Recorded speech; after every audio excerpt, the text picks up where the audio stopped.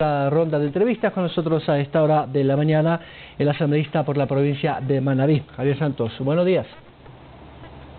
Buenos días, querido Byron, un gusto saludarte, espero que estés bien, salud, prosperidad a ustedes y que haya mucha bendición este 2022. Un gusto estar aquí. Muchas gracias, eso esperamos para todos y para el país, por supuesto. Se acaba este año y con él la primera etapa o la primera fase de este periodo legislativo, y creo que es momento de hacer un balance. Vamos primero con lo positivo para luego hablar de lo negativo que ha dejado esta asamblea. ¿Cuántas leyes y reformas se plantearon y cuáles de esas fueron realmente importantes para el país? Bueno, se trataron más de 23 proyectos de ley, de las que se pudieron aprobar cerca de 7 o 8 que ya están en vigencia, las otras están en debate, todavía en discusión. El CAL ha llevado a cabo una tarea titánica, diría yo, porque se han presentado algunos proyectos de ley y en algunos de esos pues obviamente están en la fase correspondiente. Aparte de aquello, los juicios políticos que fueron de conocimiento público, que eran de mucha expectativa ciudadana, como el juicio político al ex contralor, al ex defensor del pueblo, otros procesos de juicios políticos al ex ministro de Energía, otros que se llevan a cabo ahora en las diferentes comisiones o en la Comisión de Fiscalización y que están pendientes a tramitar. Aparte de entregar como Asamblea Nacional las sesiones de comisión, por lo menos en la comisión en la que yo pertenezco, más de 43 sesiones que nos permitieron llevar a comparecer a algunos ministros y también llevar a temas de vital importancia como el tema del precio del maíz, el tema del control de los derivados de la leche, el suero de leche, entre otras cosas. Creo que estamos por buen camino y en la gestión legislativa como tal, pero hay algunas deudas que eso también hemos de hablar más adelante, querido Byron.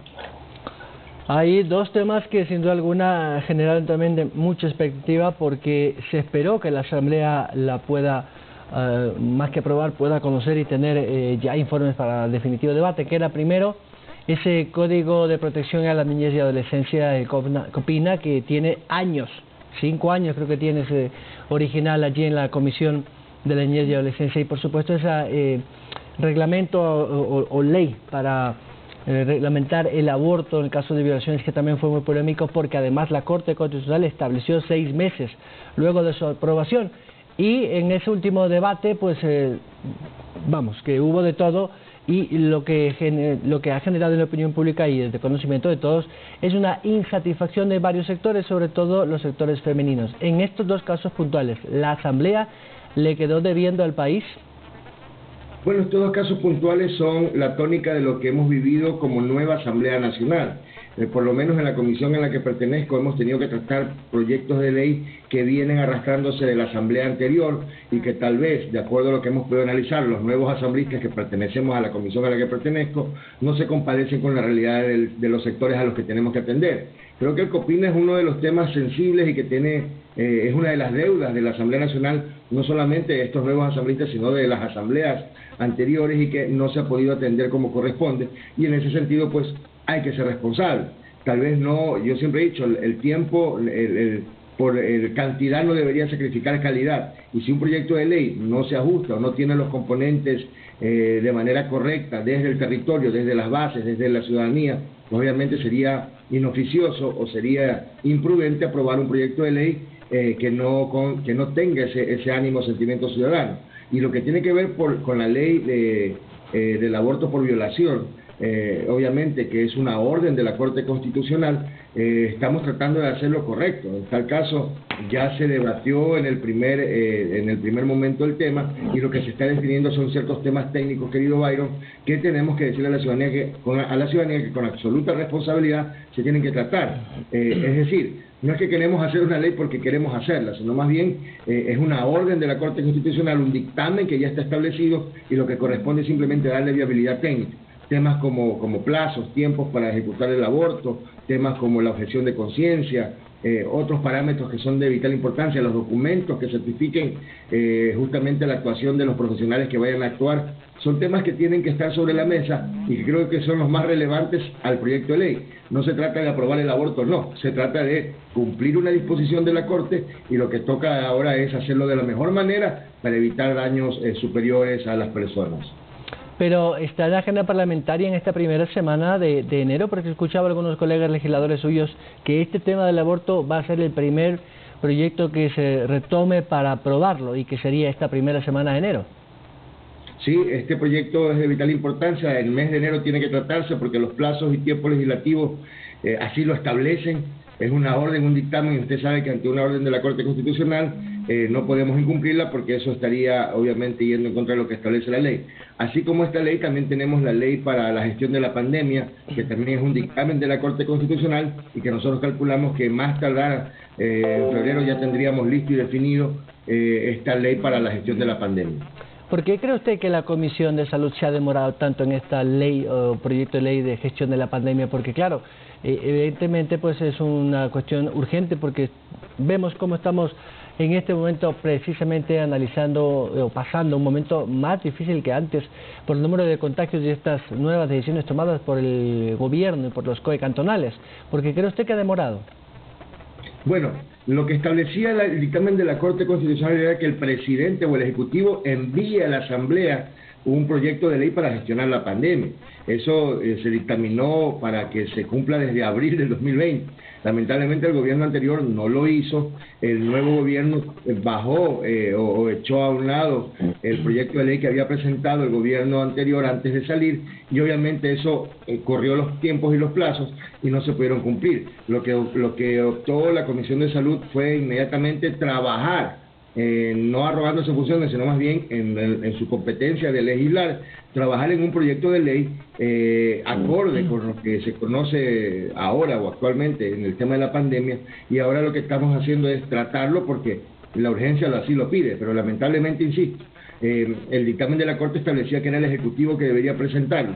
Al no hacerlo el Ejecutivo, la Asamblea toma la iniciativa y ahora lo hace, y ahí sí los tiempos corren.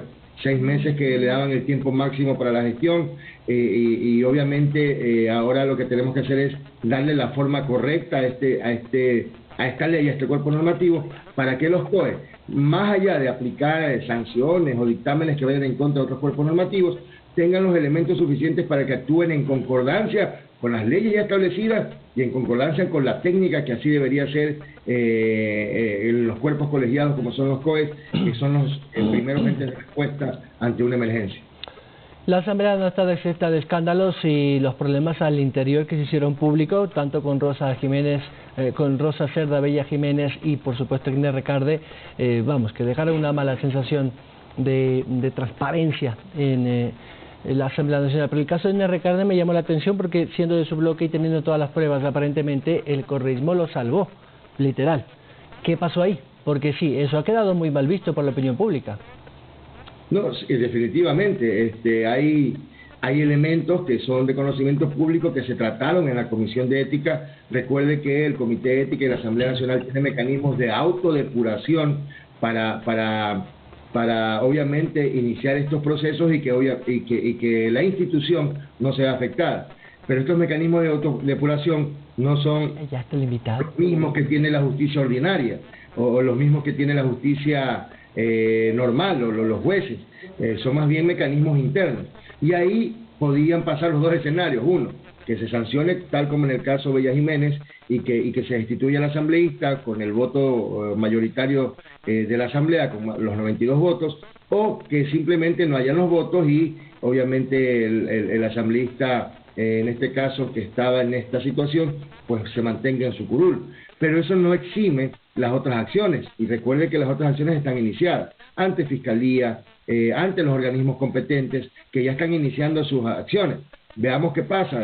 Siempre hemos dicho, aquí seremos respetuosos de los órganos independientes como la justicia, pero tendremos que esperar qué pasa con esos resultados, porque después de eso podrían iniciarse otras acciones. Pero la primera acción, que es el Comité de Ética, el informe que emitió el Comité de Ética, recomendaba la censura y destitución, mejor dicho, la destitución del asambleísta. Lamentablemente, como usted nos dice, temas políticos y de otras bancadas, pues hace que hoy no se haya podido ejecutar esa recomendación del Comité de Ética, y esperemos a ver qué pasa con lo que establece las otras instituciones del Estado respecto al caso de Inés Recarde.